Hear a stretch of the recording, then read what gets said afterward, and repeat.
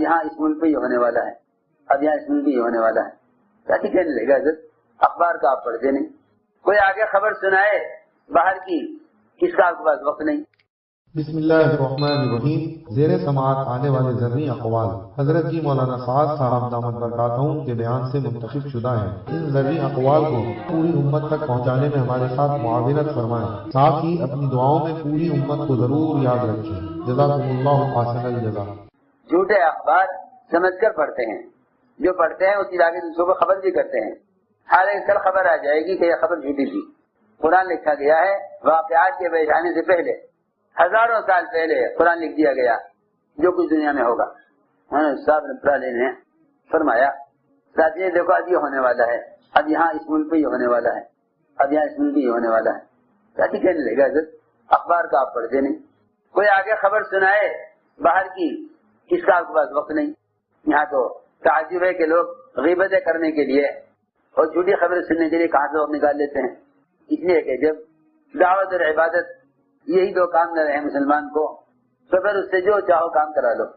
کہاں سے لوگ وقت نکال لیتے ہیں غیبت کرنے کا، اور کہاں سے وقت نکال لیتے ہیں لوگ ایک دوسرے کی باتوں کے سننے کے لیے۔ ساتھی نے عرض کیا حضرت اخبار آپ نہیں پڑھتے، خبریں آپ نہیں سنتے، اور آپ یہ کہتے ہیں ابھی سن میں یہ ہونے والا ہے۔ سب نے فرمایا او ہو تم قرآن نہیں پڑھتے شاید۔ کیا جواب دیا؟ تم قرآن نہیں پڑھتے۔ اللہ اکبر۔ قرآن ایسی کتاب ہے کہ تم دنیا کے روزانہ کے حالات قرآن کے ذریعے اچھی طرح معلوم کر سکتے ہو۔ اوہو یہ تو باطل نے مزاج ذہن بنایا مسلمان کا کہ یہ اونٹوں کے زمانے کی کتاب ہے۔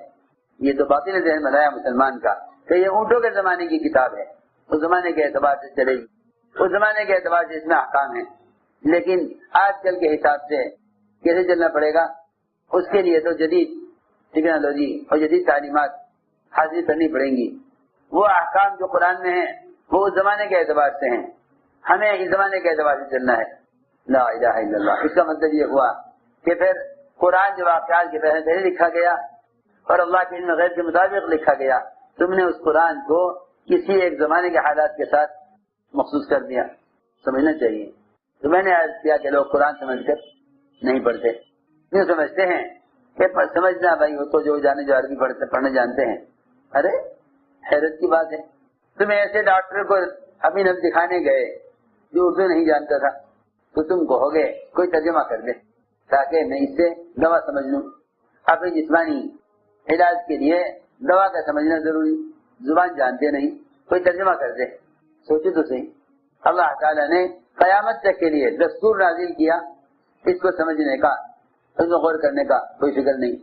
اللہ اکبر۔ ایسا ہی فرماتے تھے کہ قرآن کو بغیر سمجھے پڑھنے میں کوئی خیر نہیں، کوئی خیر نہیں۔ حضرت علی فرماتے ہیں کیوں؟ اس لیے کہ جب تم اس ضابطے کو سمجھو گے نہیں تو اس کا تاثر کیسے پیدا ہوگا؟ اس کا تاثر کیسے پیدا ہوگا دل میں؟ میں تو حیران ہوں کہ لوگ تعلیم حلقے میں بیٹھتے ہیں، اخباری پڑھتے ہیں، تعلیم حلقے میں بیٹھتے ہیں تھوڑی دیر کے لیے کہتے ہیں ہاں اللہ سے ہوتا ہے، جب اخبار پڑھتے ہیں تو کہتے ہیں حکومت سے ہوگا، اگر حکومت یوں کر دے تو یوں ہو جائے، یوں نہیں کہتے اگر اللہ یوں کر دیں گے تو یوں ہو جائے گا۔ آپ نے اے عائشہ اگر تو نے یہ کہا کہ اگر یوں ہوتا تو یوں ہو جاتا تو تو نے شیطان کا دروازہ کھول لیا۔ اللہ اکبر۔ حضرت علی فرماتے تھے کہ کوئی شخص اگر یہ بات کہہ دے اپنی زبان سے کہ اگر یوں کرتے تو یوں ہو جاتا، کس کو چاہیے آگ کا دہکتا ہوا انگارہ اپنی زبان پر رکھ لے اور یہ انگارہ اس کی زبان پر بوجھے، اس کی زبان جل کر خاک ہو جائے، یہ زیادہ اچھا ہے یہ کہنے سے کہ اگر یوں کرتے تو یوں ہو جاتا۔ اور دیکھ لو صبح سے لے کے شام تک سارے مسلمان کیا بولتے ہیں، قرآن کے اعتبار سے کوئی بولنے کو تیار نہیں، جو بولیں گے اخبارات کے اعتبار سے بولیں گے۔ اخبارات کا حال یہ ہے کہ حکومت جو چاہے گی تم سے وہ کہلوائے گی۔ جی ہاں، سارے ذہنوں کو اللہ کے ضابطوں سے موڑ کر حکام اپنی مرضی کے اعتبار سے عوام کو چلانے کے لیے خبریں لائیں گے، یہ سن کر کہیں گے ہاں اگر یوں ہوگا تو یوں ہو جائے گا، اگر یوں کرتے تو یوں ہو جاتا۔ ساری تعلیم کا حلقے کا اثر اور سارے اللہ کے وعدوں کے اور حدیث کو سننے کا اثر ایک اخبار سے دیکھنا ختم کر دیتا ہے، کیونکہ قرآن سمجھائے گا اللہ سے ہونا، اخبار سمجھائے گا حکام سے ہونا، قرآن سمجھائے گا اللہ سے ہونا۔ دیکھو اعمال دعوت قدیم ہیں، اعمال دعوت قدیم ہیں، مولانا الیاس صاحب رحمۃ اللہ علیہ کو اس پر پورا یقین تھا کہ یہ کام صحابہ والا کام ہے، یہ کام صحابہ والا کام ہے، اس پر کو پورا یقین تھا، اس پر پورا یقین تھا۔ اس کے صحابہ والا کام ہونے کا مطلب یہ تھا کہ امت قیامت تک اعمال دعوت کو اعمال صحابہ یقین کرتے ہوئے کرے، اعمال دعوت کو اعمال صحابہ یقین کرے، تاکہ یہ اعمال زمانے کے بدلنے کے اعتبار سے نہ بدل دیے جائیں نہ چھوڑ دیے جائیں، اس خیال سے بدل نہ دیے جائیں کہ بھئی اس زمانے میں یہ چیز چلنے والی نہیں ہے، اس زمانے میں یہ چیز چلنے والی نہیں۔ دیکھو مولانا الیاس صاحب رحمۃ اللہ علیہ وفات سے پہلے حضرت رات بھر سوئے نہیں، بہت پریشان رہے۔ مولانا عبداللہ صاحب رحمۃ اللہ علیہ حضرت کی پریشانی کو دیکھ رہے تھے، تو صبح کو پوچھا کہ رات آپ ٹہلتے رہے اور سوئے نہیں، کیا بات ہے، کوئی کیا تکلیف؟ حضرت نے فرمایا مجھے اس بات کا فکر ہے کہ میرے بعد یہ کام ختم نہ ہو جائے۔ تو مولانا عبداللہ صاحب رحمۃ اللہ علیہ نے بڑی عجیب بات فرمائی، یوں عرض کیا حضرت سے کہ آپ یہ بتائیے کہ آپ کو اس کام کے انبیاء علیہ السلام والا کام ہونے کا یقین ہے؟ اس کا تو مجھے یقین ہے، لیکن اگر یہ کام انبیاء علیہ السلام والا کام ہے تو پھر یہ کام اسی طرح امام مہدی تک پہنچے گا۔ اگر کام نبیوں والا ہے تو نبیوں تک پہنچے گا، کام نبیوں والا ہے تو نبیوں تک پہنچے گا، اگر کام نبیوں والا ہے تو پھر یہ کام قیامت تک چلے گا۔ تو انہوں نے فرمایا کہ اللہ تمہیں جزائے خیر دے، ایسی بات مجھے بتلا دی کہ اب مجھے اس کا بالکل فکر نہیں کہ میرے بعد کام ختم ہو جائے گا۔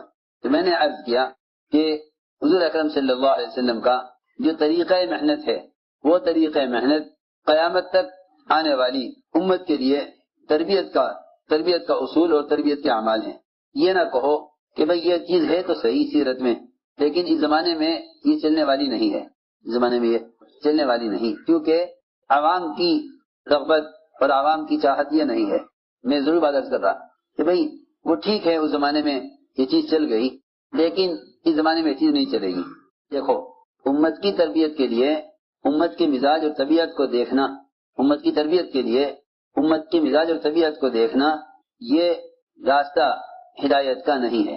امت کی تربیت کے لیے ہر زمانے میں امت کے مزاج اور طبیعت کو دیکھنا یہ تربیت اور ہدایت کا راستہ نہیں ہے، بلکہ ہر زمانے میں محمد صلی اللہ علیہ وسلم کے طریقہ تربیت پر امت کو لانا یہ ہدایت کا راستہ ہے۔ میری بات بہت توجہ سننی پڑے گی۔ ہر زمانے میں امت کو ان اعمال کی طرف لانا جو اعمال محمد صلی اللہ علیہ وسلم ہیں، وہ امت کی ہدایت اور تربیت کا اصل ذریعہ ہے۔